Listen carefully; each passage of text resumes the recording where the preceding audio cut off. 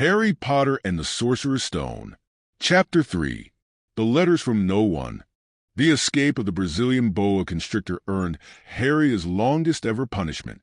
By the time he was allowed out of his cupboard again, the summer holidays had started and Dudley had already broken his new video camera, crashed his remote control airplane, and, first time out on his racing bike, knocked down old Mrs. Fig as she crossed Privet Drive on her crutches. Harry was glad school was over, but there was no escaping Dudley's gang, who visited the house every single day. Piers, Dennis, Malcolm, and Gordon were all big and stupid, but as Dudley was the biggest and stupidest of the lot, he was the leader. The rest of them were all quite happy to join in Dudley's favorite sport, Harry hunting. This was why Harry spent as much time as possible out of the house, wandering around and thinking about the end of the holidays, where he could see a tiny ray of hope. When September came, he would be going off to secondary school, and for the first time in his life, he wouldn't be with Dudley. Dudley had been accepted at Uncle Vernon's old private school, Smeltings. Piers Polkus was going there too. Harry, on the other hand, was going to Stonewall High, the local public school. Dudley thought this was very funny. They stuffed people's heads down the toilet the first day at Stonewall. He told Harry, "Want to come upstairs and practice?" "No, thanks," said Harry. "The poor toilets never had anything as horrible as your head down it. It might be sick." Then he ran, before Dudley could work out what he'd said.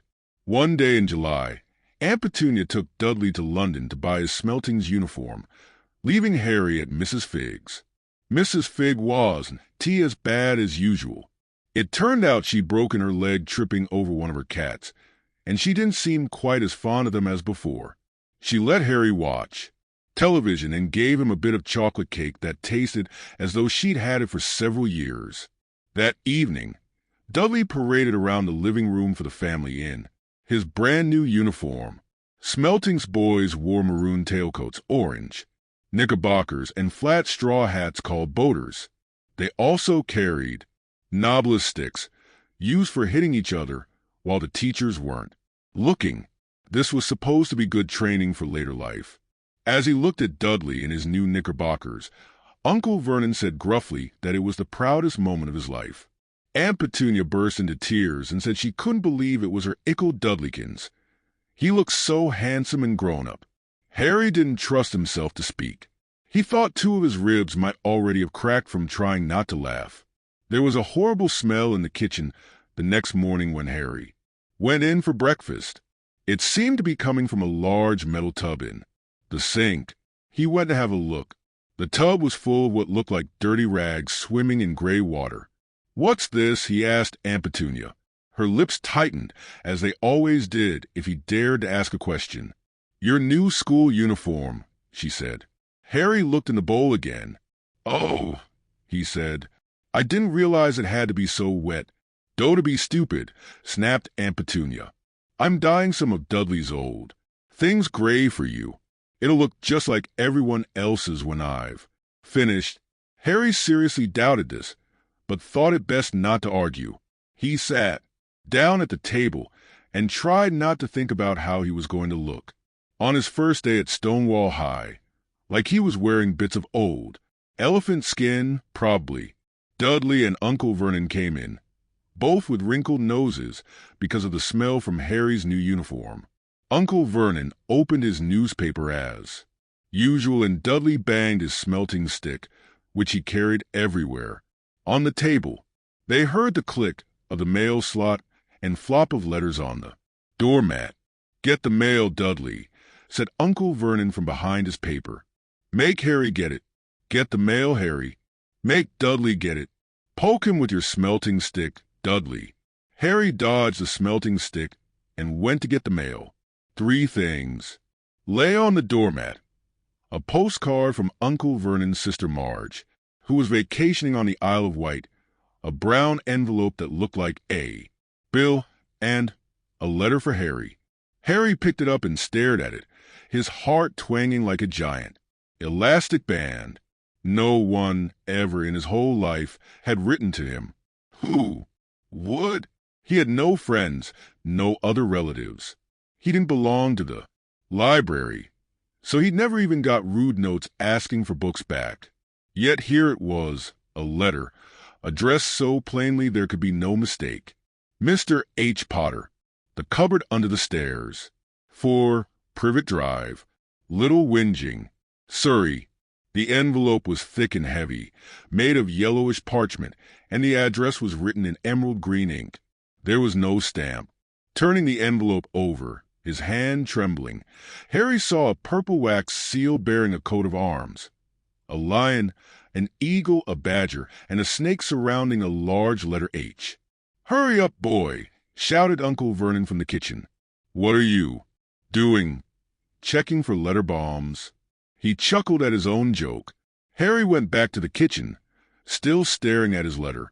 He handed Uncle Vernon the bill and the postcard, sat down, and slowly began to open the yellow envelope. Uncle Vernon ripped open the bill, snorted in disgust, and flipped over. The postcard.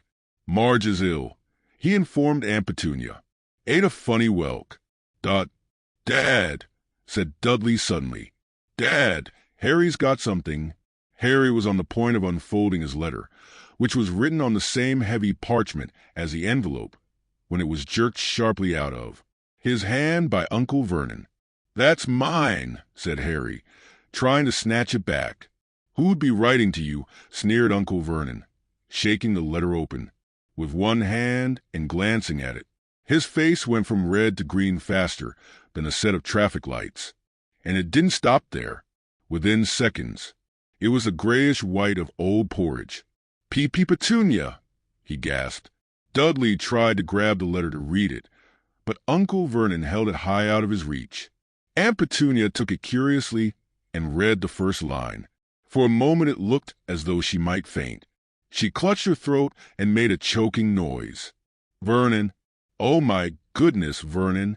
They stared at each other, seeming to have forgotten that Harry and Dudley were still in the room. Dudley wasn't used to being ignored.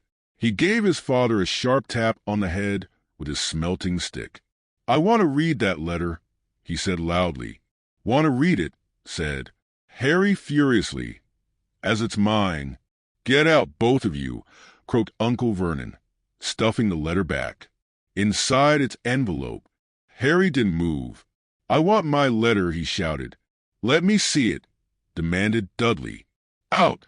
roared Uncle Vernon, and he took both Harry and Dudley by the scruffs of their necks and threw them into the hall, slamming the kitchen door behind them. Harry and Dudley promptly had a furious but silent fight over who would listen at the keyhole. Dudley won, so Harry, his glasses dangling from one ear, lay flat on his stomach to listen at the crack between door and floor. "Vernon," Aunt Petunia was saying in a quivering voice, "look at the address. How could they possibly know where he sleeps? You don't think they're watching the house?" "Watching, spying, might be following us," muttered Uncle Vernon wildly. "But what should we do, Vernon? Should we write back? Tell them we don't want—" Harry could see Uncle Vernon's shiny black shoes pacing up and down he kitchen. "No," he said finally. "No, we'll ignore it. If they don't get an answer, yes, that's best. We won't do anything. But I'm not having one in the house, Petunia. Didn't we swear when we took him and we'd stamp out that dangerous nonsense?" That evening when he got back from work, Uncle Vernon did something he'd never done before. He visited Harry in his cupboard. "Where's my letter?" said Harry, the moment Uncle Vernon had squeezed through the door. "Who's writing to me?" "No one. It was addressed to you by mistake," said Uncle Vernon shortly. "I have burned it." "It was not a mistake," said Harry angrily. "It had my cupboard on it." "Silence!" yelled Uncle Vernon, and a couple of spiders fell from the ceiling. He took a few deep breaths and then forced his face into a smile, which looked quite painful. Yes, Harry, about this cupboard. Your aunt and I have been thinking. You're really getting a bit big for it. We think it might be nice if you moved into Dudley's second bedroom." "Why?" said Harry. "Don't ask questions," snapped his uncle. "Take the stuff upstairs now." The Dursleys' house had 4 bedrooms. one for Uncle Vernon and Aunt Petunia, one for visitors, usually Uncle Vernon's sister, Marge, one where Dudley slept, and one where Dudley kept all the toys and things that wouldn't fit into his first bedroom. It only took Harry one trip upstairs to move everything he owned from the cupboard to this room. He sat down on the bed and stared around him. Nearly everything in here was broken. The month-old video camera was lying on top of a small, working tank Dudley had once driven over the next-door neighbor's dog. In the corner was Dudley's first-ever television set, which he'd put his foot through when his favorite program had been canceled. There was a large birdcage, which had once held a parrot that Dudley had swapped at school for a real air rifle, which was up on a shelf with the end all bent because Dudley had sat on it. Other shelves were full of books. They were the only things in the room that looked as though they'd never been touched. From downstairs came the sound of Dudley bawling at his mother, "I don't want him in there. I need that room. Make him get out." Harry sighed and stretched out on the bed. Yesterday, he'd have given anything to be up here. Today, he'd rather be back in his cupboard with that letter than up here without it. Next morning at breakfast, everyone was rather quiet. Dudley was in shock. He'd screamed, whacked his father with his smelting stick, been sick on purpose, kicked his mother, and thrown his tortoise through the greenhouse roof, and he still didn't have his room back. Harry was thinking about this time yesterday and bitterly wishing he'd opened the letter in the hall. Uncle Vernon and Aunt Petunia kept looking at each other darkly. When the mail arrived, Uncle Vernon, who seemed to be trying to be nice to Harry, made Dudley go and get it. They heard him banging things with his smelting stick all the way down the hall. Then he shouted, "There's another one. Mr. H. Potter, the smallest bedroom, for Privet Drive." With a strangled cry, Uncle Vernon leapt from his seat and ran down the hall, Harry right behind him. Uncle Vernon had to wrestle Dudley to the ground to get the letter from him, which was made difficult by the fact that Harry had grabbed Uncle Vernon around the neck from behind. After a minute of confused fighting, in which everyone got hit a lot by the smelting stick, Uncle Vernon straightened up, gasping for breath, with Harry's letter clutched in his hand. "Go to your cupboard, your bedroom." He wheezed at Harry. "Dudley, go, just go." Harry walked round and round his new room. Someone knew he had moved out of his cupboard, and they seemed to know he hadn't received his first letter. Surely that meant they'd try again, and this time he'd make sure they didn't fail. He had a plan. The repaired alarm clock rang at 6 o'clock the next morning. Harry turned it off quickly and dressed silently. He mustn't wake the Dursleys. He stole downstairs without turning on any of the lights. He was going to wait for the postman on the corner of Privet Drive and get the letters for number 4 first. His heart hammered as he crept across the dark hall toward the front door. Harry leapt into the air. He'd trodden on something big and squashy on the doormat, something alive. Lights clicked on upstairs, and to his horror Harry realized that the big, squashy something had been his uncle's face. Uncle Vernon had been lying at the foot of the front door in a sleeping bag, clearly making sure that Harry didn't do exactly what he'd been trying to do. He shouted at Harry for about half an hour and then told him to go and make a cup of tea. Harry shuffled miserably off into the kitchen, and by the time he got back, the mail had arrived right into Uncle Vernon's lap. Harry could see 3 letters addressed in green ink. "Want," he began, but Uncle Vernon was tearing the letters into pieces before his eyes. Uncle Vernon didn't go to work that day. He stayed at home and nailed up the mail slot. "See," he explained to Aunt Petunia through a mouthful of nails. "If they can't deliver them, they'll just give up. I'm not sure that'll work, Vernon." "Oh, these people's minds work in strange ways, Petunia, they're not like you and me," said Uncle Vernon, trying to knock in a nail with the piece of fruitcake Aunt Petunia had just brought him. On Friday, no less than 12 letters arrived for Harry.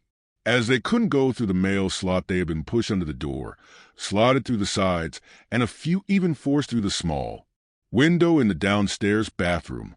Uncle Vernon stayed at home again, after burning all the letters he got out a hammer and nails and boarded up the cracks around the front and back doors so no one could go out. He hummed Tiptoe Through the Tulips as he worked and jumped at small noises. On Saturday, things began to get out of hand. 24 letters to Harry found their way into the house, rolled up and hidden inside each of the 24 eggs that their very confused milkman had handed Aunt Petunia through the living room window, while Uncle Vernon made furious. Telephone calls to the post office and the dairy trying to find someone to complain to. Aunt Petunia shredded the letters in her food processor. "Who on earth wants to talk to you this badly?" Dudley asked, Harry in amazement. On Sunday morning, Uncle Vernon sat down at the breakfast table looking tired and rather ill, but happy. No post on Sundays, he reminded them cheerfully as he spread marmalade. On his newspapers, no damn letters today. Something came whizzing down the kitchen chimney as he spoke and caught him sharply on the back of the head. Next moment, 30 or 40 letters came pelting out of the fireplace like bullets. The Dursleys ducked, but Harry leapt into the air trying to catch one. Out! Out! Uncle Vernon seized Harry around the waist and threw him into the hall. When Aunt Petunia and Dudley had run out with their arms over their faces, Uncle Vernon slammed the door shut. They could hear the letters, still streaming into the room, bouncing off the walls and floor. "That does it," said Uncle Vernon, trying to speak calmly but pulling great tufts out of his mustache at the same time. "I want you all back, here in 5 minutes ready to leave. We're going away. Just pack some clothes. No arguments." He looked so dangerous with half his mustache missing that no one dared argue. 10 minutes later, they had wrenched their way through the boarded-up doors and were in the car, speeding toward the highway. Dudley was sniffling in the back seat. His father had hit him round the head for holding them up while he tried to pack his television, VCR, and computer in his sports bag. They drove, and they drove. Even Aunt Petunia didn't dare ask where they were going. Every now and then Uncle Vernon would take a sharp turn and drive in the opposite direction for a while. "Shake him off, shake him off," he would mutter whenever he did this. They didn't stop to eat or drink all day. By nightfall, Dudley was howling. He'd never had such a bad day in his life. He was hungry. He'd missed 5 television programs he wanted to see, and he'd never gone so long without blowing up an alien on his computer. Uncle Vernon stopped at last outside a gloomy-looking hotel on the outskirts of a big city. Dudley and Harry shared a room with twin beds and damp, musty sheets. Dudley snored, but Harry stayed awake, sitting on the windowsill, staring down at the lights of passing cars and wondering. They ate stale cornflakes and cold tinned tomatoes on toast for breakfast the next day. They had just finished when the owner of the hotel came over to their table. "'Excuse me, but is one of you Mr. H. Potter? Only I got about an undread of these at the front desk." She held up a letter so they could read the green ink address. "Mr. H. Potter, Room 17, Railview Hotel, Cokeworth." Harry made a grab for the letter, but Uncle Vernon knocked his hand out of the way. He woman stared. "I'll take them," said Uncle Vernon, standing up quickly and following her from the dining room. "Wouldn't it be better just to go home, dear?" Aunt Petunia suggested, timidly, hours later, but Uncle Vernon didn't seem to hear her. Exactly what he was looking for, none of them knew. He drove them into the middle of a forest, got out, looked around, shook his head, got back in the car, and off they went again. The same thing happened in the middle of a plowed field, halfway across a suspension bridge, and at the top of a multi-level parking garage. "Daddy's gone mad, hasn't he?" Dudley asked Aunt Petunia dully late that afternoon. Uncle Vernon had parked at the coast, locked them all inside the car, and disappeared. It started to rain. Great drops beat on the roof of the car. Dud lay sniveled. "It's Monday," he told his mother. "The great Umberto's on tonight. I want to stay somewhere with a television." Monday. This reminded Harry of something. If it was Monday, and you could usually count on Dudley to know the days of the week because of television, then tomorrow, Tuesday, was Harry's 11th birthday. Of course, his birthdays were never exactly fun. Last year, the Dursleys had given him a coat hanger and a pair of Uncle Vernon's old socks. Still, you weren't 11 every day. Uncle Vernon was back, and he was smiling. He was also carrying a long, thin package and didn't answer Aunt Petunia when she asked what he'd bought. "Found the perfect place," he said. "Come on, everyone out." It was very cold outside the car. Uncle Vernon was pointing at what looked like a large rockway out at sea. Perched on top of the rock was the most miserable little shack you could imagine. One thing was certain, there was no television in there. "Storm forecast for tonight," said Uncle Vernon gleefully, clapping his hands together. "And this gentleman's kindly agreed to lend us his boat." A toothless old man came ambling up to them, pointing with a rather wicked grin at an old rowboat bobbing in the iron-gray water below them. "I've already got us some rations," said Uncle Vernon, "so all aboard." It was freezing in the boat. Icy sea spray and rain crept down their necks, and a chilly wind whipped their faces. After what seemed like hours, they reached the rock, where Uncle Vernon, slipping and sliding, led the way to the broken-down house. The inside was horrible. It smelled strongly of seaweed. The wind whistled through the gaps in the wooden walls, and the fireplace was damp and empty. There were only 2 rooms. Uncle Vernon's rations turned out to be a bag of chips each and 4 bananas. He tried to start a fire, but the empty chip bags just smoked and shriveled up. "Could do with some of those letters now, he said cheerfully. He was in a very good mood. Obviously, he thought nobody stood a chance of reaching them here in a storm to deliver mail. Harry privately agreed, though the thought didn't cheer him up at all. As night fell, the promised storm blew up around them. Spray from the high waves splattered the walls of the hut, and a fierce wind rattled the filthy windows. Aunt Petunia found a few moldy blankets in the second room and made up a bed for Dudley on the moth-eaten sofa. She and Uncle Vernon went off to the lumpy bed next door, and Harry was left to find the softest bit of floor he could and to curl up under the thinnest, most ragged blanket. The storm raged more and more ferociously as the night went on. Harry couldn't sleep. He shivered and turned over, trying to get comfortable, his stomach rumbling with hunger. Dudley's snores were drowned by the low rolls of thunder that started near midnight. The lighted dial of Dudley's watch, which was dangling over the edge of the sofa on his fat wrist, told Harry he'd be 11 in 10 minutes' time. He lay and watched his birthday tick nearer, wondering if the Dursleys would remember at all, wondering where the letter writer was now. 5 minutes to go. Harry heard something creak outside. He hoped the roof wasn't going to fall in, although he might be warmer if it did. 4 minutes to go. Maybe the house in Privet Drive would be so full of letters when they got back that he'd be able to steal one somehow. 3 minutes to go. Was that the sea slapping hard on the rock like that? And 2 minutes ago, what was that funny crunching noise? Was the rock crumbling into the sea? 1 minute to go, and he'd be 11. 30 seconds. 20. 10. 9. Maybe he'd wake Dudley up just to annoy him. 3. 2. 1. Boom. The whole shack shivered, and Harry sat bolt upright, staring at the door.